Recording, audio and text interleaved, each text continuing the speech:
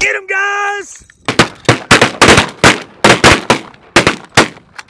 Hey everyone, welcome back with another episode of Field Facts with Forrest again here with Kyle Jones. We're going to do some more duck calling for you tonight, and I want to talk about two different approaches of how to call ducks, all right?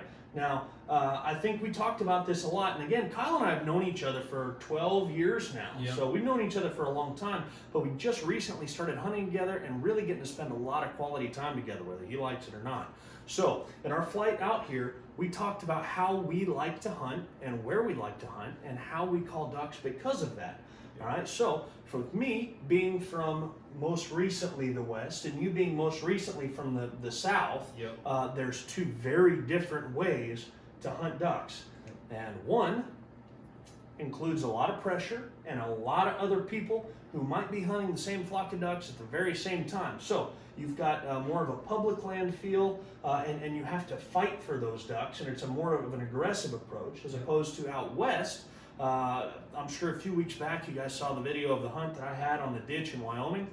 There was no one else around. I don't know if that group of ducks had ever been shot at. Bucket list. Exactly right. I mean, just stuff where all I was doing was trying to center the ducks and getting them to turn and come. I wasn't fighting anyone, and I was just calling as little as possible, A, to not give away my hide, and B, just to get those ducks to center up on this little creek right where I wanted to, all right, nice and close. So we're going to talk about more of a private or a public land and aggressive approach at calling ducks, and more of a minimalist approach at calling ducks. Okay, so Kyle, why don't you go ahead and start? Yeah, so, basically, so I just moved to Washington State from the middle South.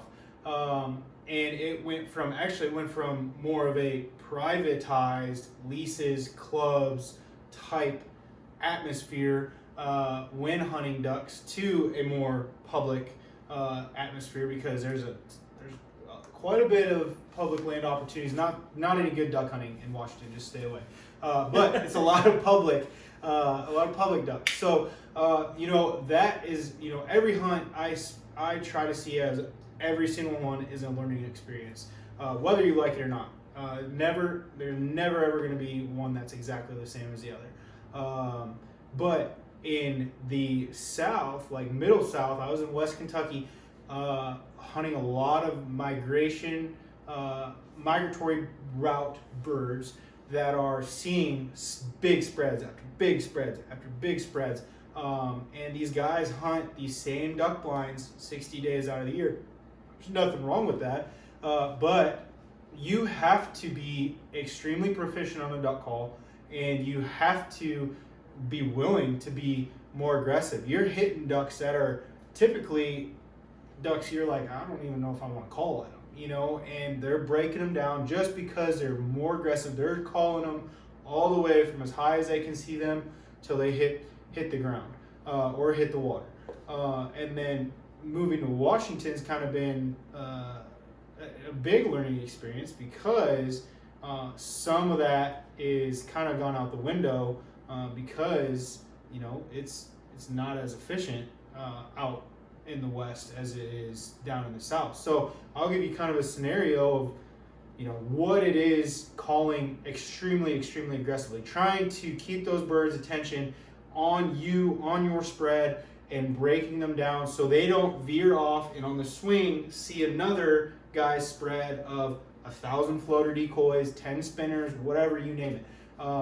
That's how it is. You're going to have one guy with 1,000 decoys, the guy next to you with 1,000 decoys.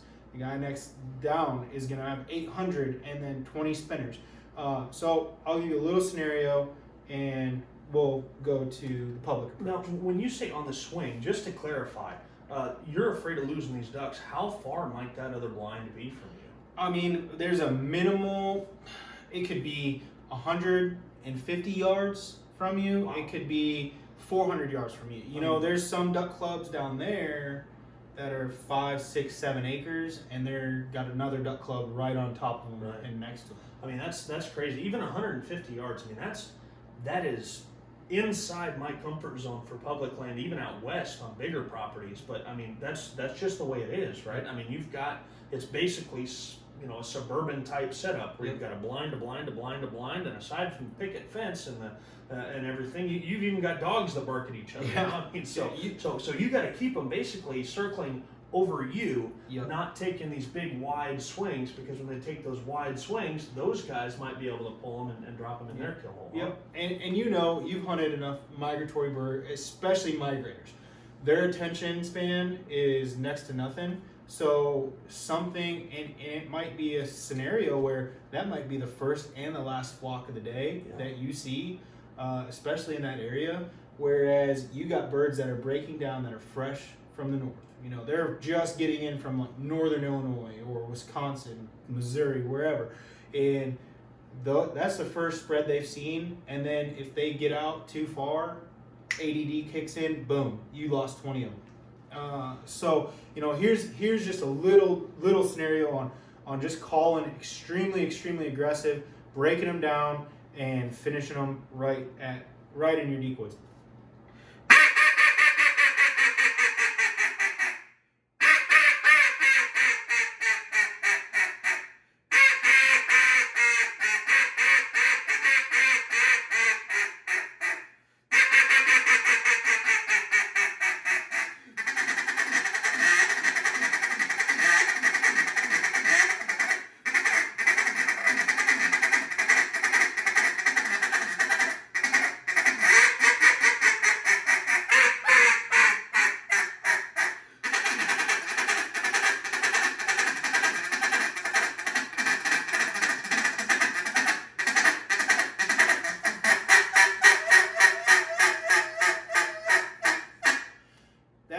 Extremely short. Take a breath. You get some oxygen, man. Holy cow, that is wild. It's extremely short. You know, that can go on for a few minutes, especially if you're breaking them down. And imagine 5, 6, 7 other guys in there calling ducks, and it's just, it is extremely aggressive. Man, I mean, that's a lot of work. I mean, I've seen it, and you know, there have been times I thought it was just lesser hunting that would wear you out and wear your lips down, but there's times when you're blowing a call, I feel like I need to zip tie my lips around that call, so you know, I don't just leak air everywhere because you're calling at them so hard. And you can see even that feed call, you were pushing that feed so hard that you had a lot of volume, and you were still demanding with it. It wasn't a nice soft. You're really pushing it, so you get that dynamic versatility of it. Mm-hmm. You know, you pushed it hard to where it would, in a lot of circumstances, even work on the corners. You know what I mean? Like you said the other day, it's amazing what a good feed will do. Mm-hmm. And with that extra volume, you can really demand some attention. I mean, my goodness, that's crazy. Yep. So now we'll start to talk about what I prefer to be able to do. Of course, you know, in this scenario, I'm going to be blowing at ducks just like Kyle is, and there's times where that's the game plan and that's what you got to do. Yep. But personally, I like keeping a few aces up my sleeve, and I like being able to save everything I can to either show to the next flock or wait until this group has circled 5, 6 times to A, not give away where I'm hiding, and B, still sound like ducks, but ducks doing different things. Okay, so this one is again, now we're not sounding like 1,000 ducks. Now I'm going to try to sound like 1, 2, maybe 3 hens, maybe. Thinking about small water, maybe a little slough back off the Platte River. I mean, ooh, man, I'm getting excited here. So we're thinking about ducks that are in the area, that are likely coming, and calling in a very minimalistic way. So when I say that, I mean, I'm not blowing a call the whole time, right? Mm-hmm. As opposed to where you just gave me a nice 45-second routine of, holy cow, here's my call crank to 11, and I'm gonna plant these ducks right here and make them spin inside of about a 10-yard hula hoop to come straight down onto my stuff. I'm going to be a little bit more quiet. I may have some volume in there, but I'm gonna be quiet from a quantity standpoint. I'm going to sound like 1 or 2 hens just hanging out on the water, and I'm going to go back to that classic adage of tips or tails. So when the ducks are going away from me and I can see their tail, or when they're turning and I can see their wingtip, that's a great time to call. All right, you don't have to be calling the whole time, and in this circumstance, I'm going to call as little as possible. Okay, so when these ducks are coming towards me, I'm going to be very quiet. I might give them some light feed, and it's again not a hard with a rolling feed in here and there. It's just a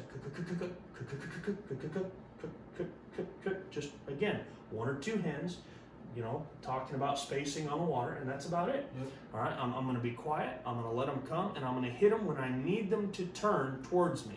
When they're coming towards me, very light stuff, maybe a few quacks, a real light hen maybe, just to get her to, you know, get them to throw their feet out and really start to sink into the spread. Because once they circle downwind once or twice, now especially on some of those small spring creeks or those little sloughs, they know there's ducks down there and they want to be there.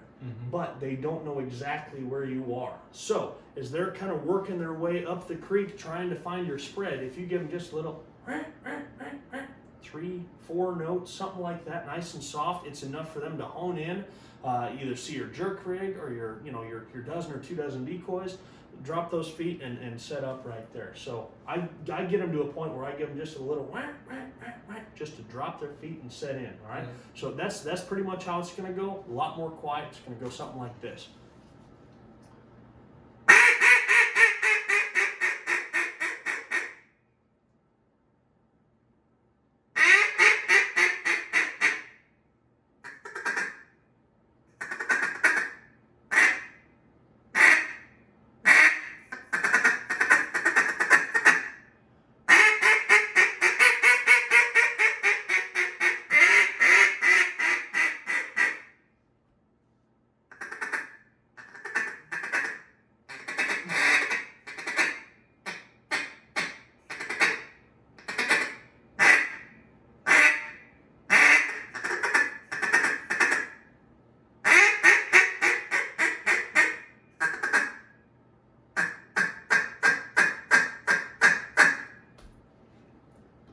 That's all there is to it.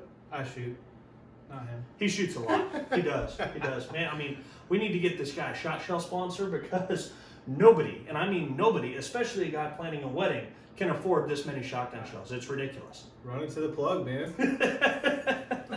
Oh gosh, no. So they're very distinct differences. Yeah.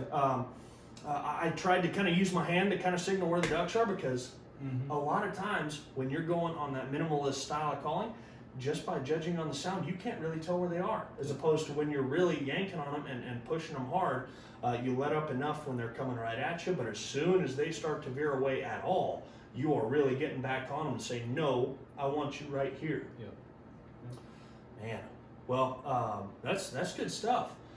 Thanks for talking about all this good stuff, and you know, we're going to cover a lot more of this, especially. And once we get into the goose calling, this is going to get really fun. We got some really cool stuff coming on that. We're gonna turn it up another level there. Yeah, for the goose calling. Like lessers. Yeah. Get some earplugs.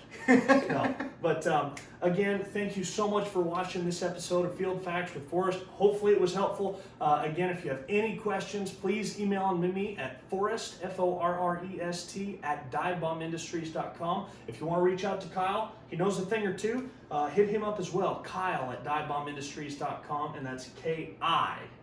Yep, you got it. All right, well, go ahead, like, comment, subscribe, turn those alerts on, that way you don't miss any more of these videos, and we'll catch you next time. Thanks for tuning in.